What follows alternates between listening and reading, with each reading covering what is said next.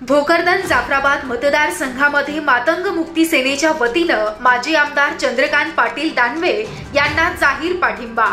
भोकरदन शहरातील छत्रपती शिवाजी महाराज चौकामध्ये मातंग मुक्ती सेनेचे जालना जिल्हा अध्यक्ष विष्णू गोफणे यांनी माहिती दिली की मातंग मुक्ती सेना महाराष्ट्र राज्य यांच्या वतीनं जालना जिल्ह्यातील भोकरदन जाफराबाद विधानसभा मतदारसंघाचे शरदचंद्रजी पवार गटाचे उमेदवार चंद्रकांत पाटील दानवे यांना जाहीर पाठिंबा देण्यात आला। हा पाठिंबा म्हणजे विकासाला पाठिंबा देणं असल्याचं मत यावेळी त्यांनी व्यक्त केलं आणि भारतीय जनता पार्टीवर जोरदार निशाणा सुद्धा साधला।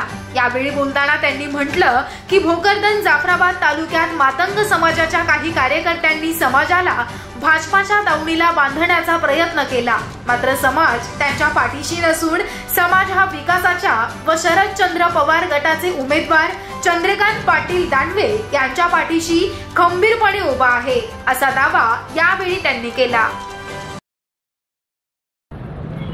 सांगा, तुम्ही विधानसभेमध्ये मातंग मुक्ती सेनेच्या वतीने शरदचंद्र पवार गटाला जाहीर पाठिंबा दिला, काय कारण होतं? कारण तालुक्यामध्ये 2 गट पडले का मातंग समाजाला असं वाटतं?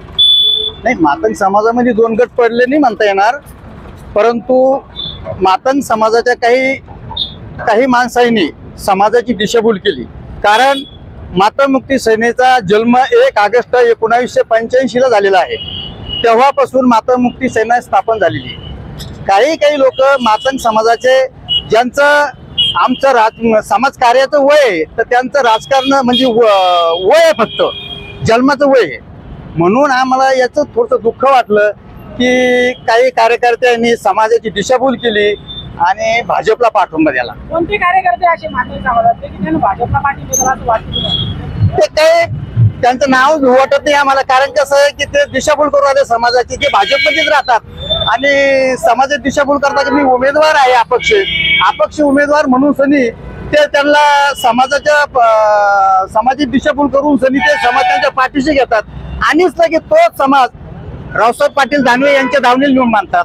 म्हणून याचं दुःख वाटतं आम्हाला की समाजानं त्यांच्या शब्दाला बळी पडू नये, त्यांना भीक घालू नये। म्हणून मातंग मुक्ती सेनेनं जो निर्णय घेतला की बाबा आपण शरदचंद्रजी पवार साहेब यांचे कार्यकर्ते चंद्रकांत दानवे साहेब यांना आम्ही मातंग मुक्ती सेनेच्या वतीनं जाहीर पाठिंबा दिला। कोणते मुद्दे आहे की तुम्ही यांना पाठिंबा दिला? शरदचंद्रजी पवार गटाचे माजी आमदार चंद्रकांत पाटील दानवे यांना कोणत्या मुद्द्यावर तुम्ही पाठिंबा दिला?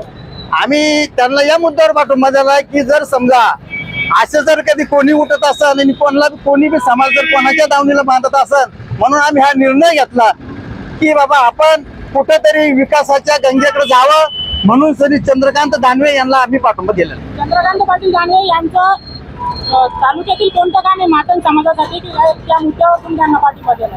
अशी 2 कामं सांगा।